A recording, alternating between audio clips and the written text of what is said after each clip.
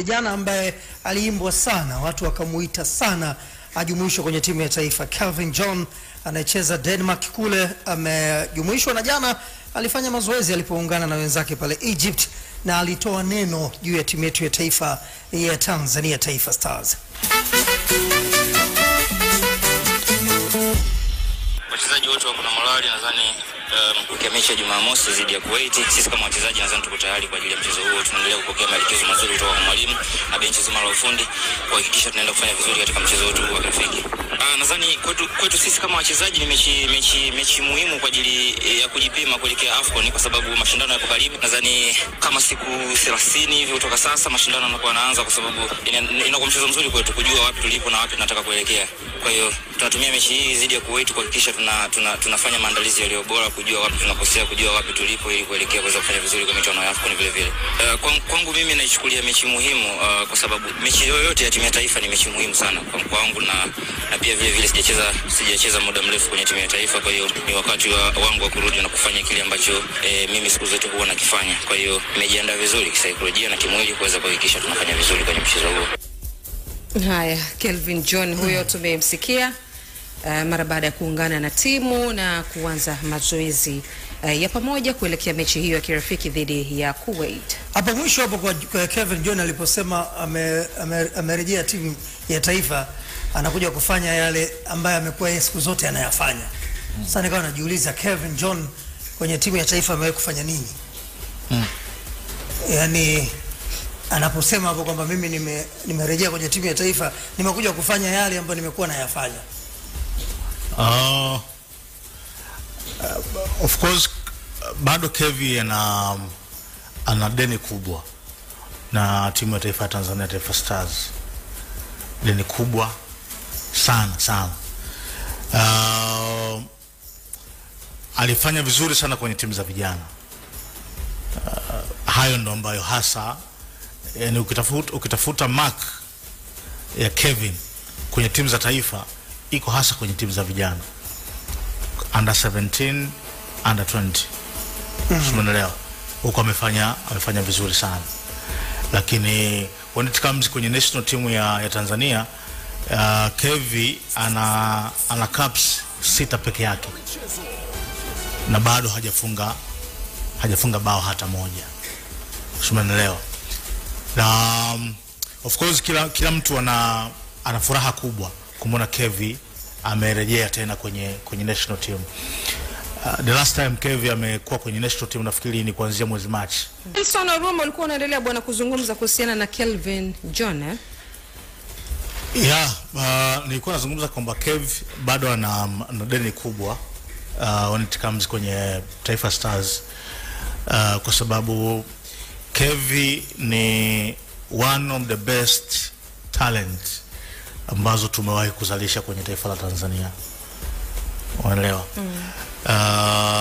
Mwaka 2020 gazeti la The Guardian la nchini England lilitaja vijana 60 ambao wanatazamiwa kuja kuitikisa dunia ya mpira. Hiyo ni 2020. Sawa, vijana 60 ambao wanatazamiwa kuja kuitikisa dunia ya mpira. Jina la Kelvin John lilikuwepo pale. Sio? Lilikuwepo na talent kama Florian Wirtz, mchezaji wa Liverpool ambaye kwa sasa amevunja record ya usajili nchini England, paundi milioni 116. Kwenye hao vijana lilikuwepo jina la Jamal Musiala, mchezaji wa Bayern Munich na timu ya taifa ya Ujerumani. Umeelewa? Lakini ukiangalia hawa wachezaji wote, kwa maana Jamal na Florian Wirtz, wameshapiga hatua kubwa sana when it comes kwenye mafanikio yao ya national team. Ukiangalia Jamal na Florian mpaka sasa wana caps zinafika 35 na kuendelea. Lakini ndo kwanza Kevin ana caps 6. Unaelewa? Kwa hiyo hapa katikati kidogo amepitia changamoto, lakini kwenye kile ambacho anakifanya na klabu yake ya Aalborg, nafikiri ndo kinampa motivation kwamba sasa nafikiri naweza nika produce kitu cha maana na national team. Msimu huu amecheza mechi 17 za mashindano yote na amehusika na bao 11. Umeelewa? Kwa hiyo kwenye fomu nzuri, na sisi tunapaswa kweli kumtegemea, hasa tunapoelekea kwenye michuano kama ya AFCON, na hasa kwenye nyakati ambazo kwa mfano sehemu yetu ya ushambuliaji imempoteza mtu kama Clement Mzize ambaye amefanywa upasuaji wa goti kama ambavyo tunafahamu. Kwa hiyo Kevin, kusema kweli, tunamtegemea na tutamtegemea zaidi AFCON 2027 ambao sisi tutakuwa wenyeji. Tunategemea pengine mpaka wakati huo hatutaenda tena na kina Mbwana Samata na Simon Msuva. Tutategemea zaidi nguvu za kina Kevin. Yaani Kevin ana umri gani kwa sasa hivi? Kevin sasa hivi ana 22. Yes, kama 22 if I'm not mistaken. Lakini hatuwezi kumtegemea kwa AFCON hii, maana yake tumpe tena miaka 2 mbele. Yaani maana yake ana 22 na yuko Denmark. Yes. Hatuwezi kumtegemea kwa sasa, tumpe tena miaka 2 mbele. Tunaweza tukamtegemea, why not? Kwa sasa? Yes. Mbele ya Samata na Msuva. Tunaweza tukamtegemea. Kwa nini tusimtegemee? Tunaweza tukamtegemea. Unasema kwamba wanaweza kaanzia bench Kongo alafu kijana kaanza. Ndio hiyo nilikuwa najaribu kuiona.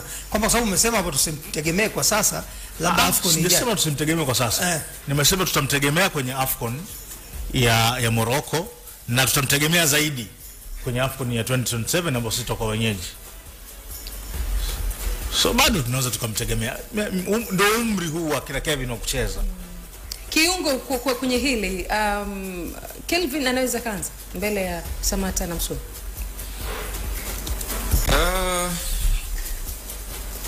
Tumi bado. Yaani bado sio bado kwa muda, kwani umri wa kucheza kidunia ni umri sahihi, kwamba sasa hivi ndio mchezaji ambaye tungekuwa tunamtegemea. Miaka 22. Why? Toka kwenye kipindi akicheza kwenye timu za under 17, under 20, nikiangalia kwenye profile yake kwenye maturity ya national team ya wakubwa, bado simuoni. Kwa sababu gani? Simuoni kwa sababu sikuwa namuona kupata nafasi ya kucheza. Nilitegemea mwendelezo kutoka hapa katika age ya miaka 20, hasa pale kwenye 20 alikuwa na timu ya under 20. Kwa hiyo nilitegemea kuwa namuona sio, lakini mara nyingi sikumuona kwenye kosta timu ya taifa. Sasa ambacho kitalaka kwake ni national team maturity, timu hiyo kubwa ya wakubwa, maturity ya kucheza kwenye timu ya national team. Lakini kwenye age ni sahihi kwamba sasa hivi uko ndio muda wake. But for him, ukiangalia historical background kutoka kwenye timu za under 20 kuja hapa kwenye umri huu, hakupata nafasi sana kucheza kwenye kosti ya timu ya taifa ya wakubwa. Mashindano ya AFCON ni hayo yanakuja karibu. Wakati yanakuja karibu, bado kuna wachezaji wakubwa ambao unaoona wako hapo. Ukimweka, ukifanya uwiano yeye na wao, bado humuoni kwenye nafasi, isipokuwa he can be on the bench. Na wakati unajaribu kukaa, utaangalia kwenye bench yako, unasema okay, it's Kevin, this 30 minutes 40 minutes unaanza kuangalia.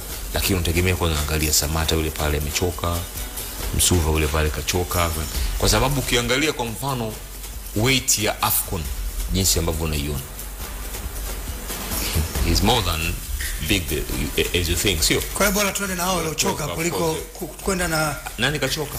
Tumesema hapo, kusema Samata amechoka au kwenye mchezo wenyewe anakuwa anacheza. Hivi kuna neno la kuchoka hapo, useme amechoka? Kuchoka umecheza dakika hizi wanasema katika age. Sasa huyu muda umefika, dakika hizi 60 zimetosha, sio? Sawa, lakini nasema sasa ngoja nimpe nafasi ukijana akaingia, kwa sababu hiyo unasema hiyo level ya AFCON is big, yani si kitoto. Usidhani ukachukulia kawaida. Lakini kwa sababu sisi atuende AFCON kwa ajili ya kushinda kombe, sio atuende AFCON kwa sababu ya tunaenda kushinda kombe. Tunaenda kujaribu wachezaji. Sisi tunaweza tukaitumia kama ni bado ni platform ya kuwapa uzoefu, sio vijana wetu ambao tutawategemea kwenye zaidi kwenye AFCON ambao sisi tutaiandaa. Oscar ametoka kuzungumza hapa dakika nyingi zaidi. Oscar ametoka kuzungumza juzi hapa akisema target yao ambao wamempa Gamondi ni kutoka pale. Sio tunacheza tu kuishia makundi, tuvuke. Si ndio kitu ambacho sisi hatujawahi kufanya kwenye AFCON. Tunajaribu wachezaji kwenye kuvuka. Sasa Kevin unamjaribu vipi? Yaani unamjaribu vipi? Mchezaji ambaye amecheza kwenye rank zote za underage. Sawa. Now he's performing in Europe. Hapa katikati alikuwa hachezi kwa sababu hata alikuwa KRC Genk alikuwa hapana nafasi ya kucheza. Kuna nyakati walimdemote, unajua. Akawa mpaka hatrain na sumenelewa na timu ile ya wakubwa. Lakini now he's performing. Sasa unaponiambia unaenda kumjaribu Kevin, unaenda kumjaribu kwa nini? Hapo ruhusa hebu tuweke sawa kidogo. Genk alikuwa ilibidi umdemote kwenye timu. Yeah. Lazima kumshuka. Anacheza daraja gani kwenye ligi ya Denmark? Daraja la pili. Daraja la pili. The thing ambao wanaita ndo ligi daraja la kwanza. Yeah, ligi ya kwanza. Kuna ligi kuu juu. Sure anacheza ligi daraja la kwanza. Hiyo kwanza ligi ambayo anacheza ni kama championship hapa nyumbani. Kwenye kibongo bongo sema kwenye wachezaji haiwezi kuwa kama championship. Yani kwa level tusiongelea zinafanana. Siongelea kufanana. That's why kwenye ligi kubwa kama Belgium usingeweza kumuona, na ndio maana wakamuona wakamdemote kama huyu bado kwenye ligi yetu, and the quality bado. If the quality was there, angebaki Genk. I can't say kwamba hawezi kucheza. Ndaso unaweza kumuona anacheza katika ligi kwenye daraja lile kule Denmark. Lakini I want to see the progress ya kwake kutoka pale katika lile daraja kusogea kwenye like, hata kama akipata nafasi ya kucheza, kuna watu kuna zile Michelin za Denmark zinacheza Champions League, sio? Lakini mkongwe kwa mfano, sawa? Kwa mfano tunaona hizi timu kwa mfano ambazo kwa sasa zimekuwa zikija kwa kasi kwenye mpira wa Afrika. Hasa kwenye national teams. Sio? Timu ambazo zamani zilikuwa ni timu za kawaida. Umeelewa? Yani the likes ya Komoro kwa mfano. Nao zinakuja ni timu ambazo zinafanya vizuri. Why? Kwa sababu sio eti kwa sababu wana players wengi ambao wanacheza top leagues duniani. Umeelewa? Lakini wana wachezaji ambao wanacheza iwe ni top tier au second tier. Sawa, kwenye hizo ligi. Yaani kwa mfano kama ligi ambayo anacheza Kevin. Nakubaliana na wewe. 100% nakubaliana. Wanakuja kwenye timu kama ya Komoro, wanaleta hiyo exposure ambayo wanaipata kule, na national team yao inafanya vizuri. You know what? Yes. Those players ambao unaosema wa Komoro wamekuwa kwenye foundation kubwa. Big academies in Europe. So, kwenye infrastructure ambazo zinatosha, ambazo zinafaa toka kwenye age hizo. Sio? So the mentality ya mchezaji wa namna hii, hata kama atacheza kwenye second tier kule, unaweza kumuona na kuja kwenye. Sio? The difference is until the age of 17 Kevin was here, sio? Sasa najaribu kufanya comparison hiyo ya development ya Kevin na development ya mchezaji ambaye ni Komoro, lakini he is performing. Sawa, he is performing. Yani achana hiyo development. Sawa. Kwamba kumzea the entire team, kwa mfano timu kama Komoro the way inavyoweza kuperform. Yes. Ina perform kwa sababu kwa mfano the mentality ya entire team, sio majority ni wachezaji ambao wamepata development huko wakaja kuitumikia timu yao ya taifa. Asilimia kubwa wamepata development kwenye football academies kubwa za France huko. Unaona bana, mimi nilikuwa Nzwani kwenye miaka hiyo ya mwanzoni 2010 14. Nilikuwa naona vile vitu ambavyo vinajengwa pale Nzwani. Lakini wakaamua kuchukua wachezaji wote kuwapeleka kwenye soka academies za France. Sio? Sasa ile mentality ya mchezaji wa namna hii ambaye anatoka kwenye infrastructure kubwa ni lazima awe tofauti. Siwezi kudeny he is performing. Na maybe his performance around wachezaji ambao kuna quality pia hiyo kubwa. So leo kwa pamoja na performance ya kwake ukamleta pia ukamlinganisha na sisi ukamweka katika group la timu yetu hivyo itakuwa the same kama ambavyo unavyomuona Samata jinsi ambavyo alikuwa na perform. We know he's big player, amecheza katika ligi kubwa pia sehemu mbalimbali. Lakini why kuna baadhi ya game kubwa ulikuwa unaona watu wanalalamika. Wengine walikuwa wajui kumbe because ndio nasema kwa sababu hatuwezi kuzuia watu kulalamika. To me naona kama ni fursa nzuri. Kevin he is performing. Tunakwenda kwenye michuano kubwa kama ya AFCON. Kwa kipindi ambacho Kelvin alikuwa haitwi national team. Ilikuwa ni issue ya kiwango au kulikuwa na sababu nyingine? Kulikuwa na vitu vingine ambavyo of course mimi siwezi nikavisema hapa. No, sema hata hiyo uliosema kuhusiana na hata kapata demotion kwa timu kama Genk na nini. Talk about kiwango pia. Kuna kitu hapo chuzungumza hapo kwamba kuna kipindi mpaka alikuwa demoted kwenye timu hii. Sasa ndio maana nikasema mbali na kiwango. Yuko wakati bado performance pia ilikuwa bado haikidhi. Kipindi chote ambacho alikuwa haitwi national team. No, yani kwa sababu hiyo ya Genk ni muda, sio? Hapa tunazungumzia kwamba the last time ameitwa kwenye national team ilikuwa ni mwezi Machi. Sio? Na hicho ndio kipindi ambacho unauliza kwamba tangu mwezi Machi mpaka sasa ni issue ya kiwango. Sio? Kuna issue zingine ambazo kuna vitu vingine ambavyo mimi siwezi nikavisema. Basi nimebisi mtu mzima, nimekuelewa Sheikh. Goba Dar es Salaam anasema kila laheri timu yetu ya taifa ya Tanzania, Taifa Stars. Hamis Katonya Wasaku njia panda ndogo tawi la Yanga nyumba nyeupe, asante. Unasema kuumia kwa Kamara Simba, tayari Simba wametoka michuano ya ligi ya mabingwa. Yani kashawatoa Simba watu na maneno. Adamu Mkupa wa Chanika Msumbiji anasema Taifa Stars pambaneni, tutashinda. Lakini nimekuona Hussein Mohamed Mape wa chuo cha walimu Vikindu, mzee wa kumwagika au subiri tuone, asante pia kwa kutufuatilia. Anasema dada Tunu Hussein Abel ni kipa bora sana na anaweza kulithibitisha hilo punde tu akipewa nafasi. Sijali Shomari kutokea Sharif Shamba anasema dada Tunu mabeki wa Simba wafanye kazi za ziada. Lakini Musa Mikoroti wa Viwege anasema vipi lile basi limeshafika? Jamani, watu wanaulizia basi bado. Simeambiwa lipo, linaendelea kufanywa matengenezo. Subra ndo kila kitu. CEO watetemesha Salam Club Ali Mchanyambi wa Kilungule tawi la Simba anasema naitakia kila laheri Taifa Stars katika mechi hiyo ya kirafiki. Sawa bwana. Lakini mambo ni mazuri sana mwana michezo, na kama ambavyo tumesema tutamalizia tu kuhusiana na hii mechi ya kirafiki kiungo mkongwe. Ni mechi muhimu na nzuri hata kama vyovyote itakavyokuwa. Vyovyote vile watu wanavyotoa maoni yao kuhusiana na mechi, lakini sisi tunachoangalia ni mashindano ambayo yako mbele zaidi. Kwa hiyo hii ni kama kuendelea kujijenga zaidi kwa timu yetu ya taifa ya Tanzania. Yeah, of course ni kuendelea kujenga zaidi. Tunakutana na timu ambayo kizungumzia kuhusiana na ranking nayo inahusika hapo. Iko 135. Japo nimesahau sisi sisi rank yetu tuli drop kidogo. Tuendelee kuzungumza wakati tunaendelea kutafuta. Najaribu kuangalia kuhusiana na hiyo ranking. Wenzetu kidogo wako na facilities nyingi za kutosha.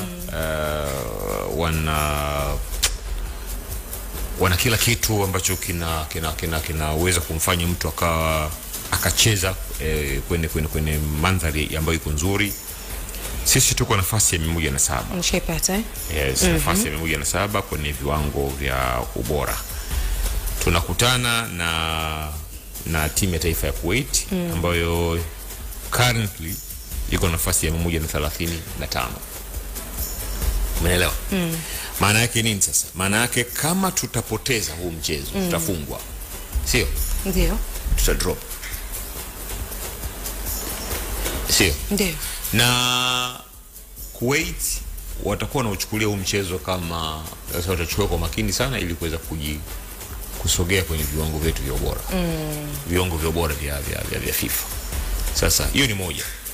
Lakini pili ni moja kati ya mechi muhimu kwa sababu exposure. Ndio. Kucheza katika viwanja vikubwa kama vile wajeti wenzetu matajiri wale, facilities nyingi za kutosha. Kwa hiyo kwanza tunachopaswa kufanya ni kuhakikisha kwamba hatupotezi huu mchezo. Kupoteza huu mchezo maana yake nini? Kupoteza huu mchezo maana yake kwanza tunashuka kwenye viwango vya ubora. Kwa sababu tunacheza na taifa ambalo tumelizidi kwenye viwango. Kwa hiyo tunatakiwa hapo 135. Yes, 135 kwa 107. Lakini hii ni si kuna ile mnyonge na mnyonge wake. Umeona? Na you never know wao kwa nini wameita mechi hii. Sio? Ndio. Wanaita mechi za namna hii na wanataka kusogea. Ni sawa sana bondia ambaye anatafuta kupanda kwenye viwango. Kwa hiyo kidogo kidogo anatafuta fulani huyu katika nafasi asogee, tumemfunga huyu tunasogea kwenye viwango Sasa na wao wanafanya hivyo. Lakini kwetu sisi pia ni daraja kuelekea kwenye mashindano ya AFCON. Ya AFCON. Tunaendelea kupata exposure kutana na kucheza mechi mbalimbali za kimataifa kwenye tarehe kama hizi za FIFA. Tumeweka katikati hapo tumekutana na Iran. Sio, umeelewa Tumecheza na Iran kwenye mechi za kwenye kalenda ya FIFA. Ndio. Kidogo kidogo tumekuwa tukisogea sasa kwenda kukutana na timu hizi ambazo kiasi fulani sio kubwa lakini bado kuna facilities nyingi za kutosha. So ambacho nakiona mimi hapa tu ni kwamba jamani tunakutana leo na timu ambayo iko nafasi ya 135. Lakini tusibweteke. Na sisi tuko 107. Of course hatutakiwa kubweteka. Tunataka kuingia na mipango mikakati ya thabiti. Wao wakishinda watakuwa na faida kubwa. Sisi tukifungwa tutakuwa na hasara kubwa sana. Sawa, basi tumalizane na hili la Yanga Afrika na kile ambacho amekifanya hiyo jana. Sasa hapa tumsikilize CEO, tumsikilize mkurugenzi wa mashindano, lakini pia afisa habari kwa namna ambavyo wamelizungumzia jambo lao la shule ya soka ya Yanga Afrika. Young Africans introduces to you the concept of Yanga Soccer Schools. We will be launching the Yanga Soccer Schools effective on Saturday. What is the Yanga Soccer Schools all about? Yanga is a football team, but it is part of our business to develop talent in this country. If you look at the 2022 survey, population census, we have about 26 million, a lot of kids that you could groom to play football going forward. Yanga Soccer School na ada yake ni nafuu, shilingi 600,000 kwa mwezi wa kwanza, na hiyo 600,000 imebeba shilingi 50,000 ya fomu ya usajili, imebeba 150,000 ya vifaa ambavyo tutampatia mtoto. Vifaa nazungumzia jezi zote 3 za Young Africans za msimu huu ambavyo ndio sare zetu tutakazokuwa tunatumia, lakini pia ada ya mafunzo shilingi 400,000. Baada ya kulipia 600,000, mzazi utakuwa unalipia shilingi 400,000 kila mwezi, na akilipa kwa mkupuo labda miezi 6 tunakuwa tuna discount. Lakini pili, mahali ambapo Yanga Soccer School itakuwa inafanya shughuli zake, tutakuwa tunatumia Muhimbili Cricket Park. Pale kuna viwanja vya Speed Sports karibu kabisa na shule ya Tambaza, barabara ya Umoja wa Mataifa, United Nations Road. Na hii ni kwa kategori zote za umri ambazo zimetajwa, kuanzia chini ya miaka 13, 11, pia 15. Fomu zinapatikana hapa makao makuu ya club Jangwani katika ofisi ya mashindano, lakini pia ofisi ya ufundi, na baadaye zitaanza kupatikana online. Pili, tutakuwa na mratibu wetu ambaye kama mzazi anahitaji kupata mawasiliano yake, taratibu za kujiunga, anaitwa Matilda. Namba yake ni 0673 068 839 na atakuwepo muda wote kukusaidia mzazi. Tumesema tuna phase ambazo tunakwenda nazo. Phase ya kwanza tutaanza hapa Dar es Salaam, tumetangaza center ya kwanza. Hatua ya pili ni kutanua Yanga Soccer School hapa Dar es Salaam. Hatua ya tatu ni kuisogeza nje ya Dar es Salaam. Kwa hiyo the more demand inakuwa kubwa, ndivyo sisi tunaendelea kuhudumia. Sasa hivi kwa idadi ya wataalamu tuliokuwa nao, tukija kuwaambia tunaweza kukava Tanzania nzima, tutakuwa waongo. Na wazazi wataona hawa sasa wanacheza. Hawa wataalamu watu wapi wa kufundisha mikoa Tanzania katika kila wilaya. Kwa maana tumeangalia resources ambazo tuko nazo za wataalamu, na ili ipatikane elimu sahihi, kwanza tumeanza na Dar es Salaam. Baadaye demand itatuambia kwamba sasa mnaweza kuleta wataalamu wengine kuja kufundisha watoto. Faida nyingine ambayo tulisahau sio. Umeona walimu wa Yanga wa senior team hao, kina Pedro Gonçalves, unaona hawa nao wana siku maalum ya kuja kutoa maarifa yao kwenye Yanga Soccer School. Umeona hawa kina Pakome hawa, umeona hawa nao watakuwa na special program zao kuja kutrain na hawa watoto. Lazima huyu mtoto ajifeel kwamba yeye ni mchezaji. Na unajifeel vipi ni kuwa katika mazingira ya wachezaji. Dickson Job siku atakuja pale, bana mimi ni beki, nampenda Dickson Job, nasoma Yanga Soccer School. Utakutana naye Dickson Job na utafanya naye mazoezi na atakupa input za kukusaidia kama kijana kukua. Yeye katoka huko pia. Wilson Oruma, umesikia hiyo bwana kuhusiana na Yanga Soccer School, shule ya soka hiyo ya Yanga. Sasa unajua masuala ya school ya soka ni masuala ya mkongo. Ya mkongwe? Kwa hiyo tumwachie mkongwe pambane nalo. Mambo ya school za soka acha mkongwe. Basi mkongwe panda kitandani. Ipale kitandani. Hakikisha uko sawa sawa. Hili ni moyo kuliona kule Zamalek. Zamalek? Ni moyo kuliona Zamalek kule. Kwa vijana wanapenda pale wanalipa. Wanalipa na wanafundishwa football. Japo kuna tatizo liko sehemu moja tu. Prioritize. Kuna wachezaji watakwenda pale wanalipa lakini watakuwa na vipaji. Sio? If priority itakuwa ni kwenye school ya Young Africans, mchezaji anapewa nini? Anapewa t-shirt tatu za Young Africans na nini? Ina maana asilimia kubwa wengi watakokwenda pale ni watu ambao watakuwa ni mashabiki wa Young Africa. So mzazi atapenda kuomba mtoto wake akasome pale na atakuwa ni die hard fan kwa sababu ya siasa za nchi yetu. Lazima unakuwa umemjengea toka akiwa mdogo. Kwa hiyo hata Simba wakienda pale itakuwa the same. Watakuwa na shule hivyo itakuwa the same. Hilo moja. Lakini second, nafarijika na hichi kitu kwa sababu kimechelewa katika nchi. Ndio maana mimi nilikuwa na msemo wangu mmoja ambao niliurithi kutoka kwa mzee wangu. Yupo mzee alimtumwa alikuwa anasema kwamba when the world going clockwise, kumbuka hiyo, Tanzania is going anti-clockwise. Sasa hivi vile tunajaribu kurudi kwenye clockwise. Kwa hivyo of course ili ni jambo la msingi sana ambalo nilifanya, isipokuwa kwangu mimi bado sikatai kuhusiana na issue ya income, lakini generation unapogenerate income sidhani kama hii inaweza kuwa ni sehemu kubwa sana ya kuweza kugenerate income ambayo itaweza kusaidia club.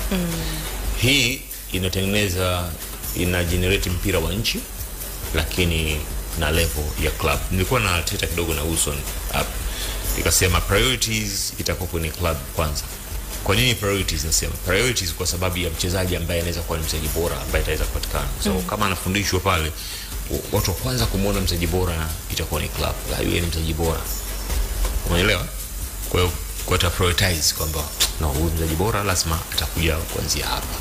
Huko nyuma kumewekwa kuna vijana wakifanya mazoezi katika umri mdogo, zamba za kina mzee Victor Stankulescu pale Jangwani, nikuwepo kina mzee Tambolea kuja hapo waliofanya haya. Sasa nadhani inakuja kwenye style nyingine sana. Ndio dunia inapotaka. Kule England hakuna klabu inafanya vizuri kama Southampton. Ilikuwa na shule na watu wengi na vijana wengi, na nadhani muona wametoa wachezaji wengi sana kwenda katika vilabu mbalimbali. Lakini kwenye hali halisi kiukweli, kwanza congratulations to them kwa sababu hii ni factor ya kimaendeleo ya football. Sijui umeelewa? Unapozungumzia football development ni haya, yani ni mipango ya namna hii. Kuna baadhi ya mitandao na watu wanahoja sema football ni mchezo wa kimaskini, hizo kiasi cha pesa ni kingi sana. Of course kiasi ni kingi sana kwenye hali ya jinsi ilivyo. I don't know watafanyaje, lakini kwa sababu kuna mtoto mwingine ana kipaji sana ila mzazi hana uwezo wa kutoa hiyo. Lakini so kwangu mimi ushauri wangu ni mmoja. Pia wangepaswa kuconsider wachezaji wenye vipawa maalum. Umeelewa? Kweli wanachokifanya sawa. Unajua unaweza ukawa sio mtu mpira ufundishi mpira, yani unaweza kuwa huwezi mpira lakini ukawa unafundishwa mpira, ukajua mpira. Sio ukawa unajua ukajua basics za mpira. Lakini vipi kuhusiana na wale wenye vipawa maalum? Basi hili ndio ambalo na mkongwe hilo nimemwachia mkongwe. Mkongwe kamaliza kutoa maoni yake. Huyu ni Charles Yanga na kikubwa alikuwa na tazama ofa ambayo Sunderland ameitoa. Ukinunua jezi moja pale dukani kwake kwa shilingi 40,000 basi unapata nyingine bure. Kwa hiyo kama mwana Yanga ameona hii haijakaa sawa sawa. Kuna msikilizaji wetu alikuwa anauliza mechi ya Stars ni saa ngapi? Ni saa 3 usiku hiyo kesho. Kwa hiyo muda ndio huo, tusubiri tuone tutafanya nini kwenye upande huo wa timu.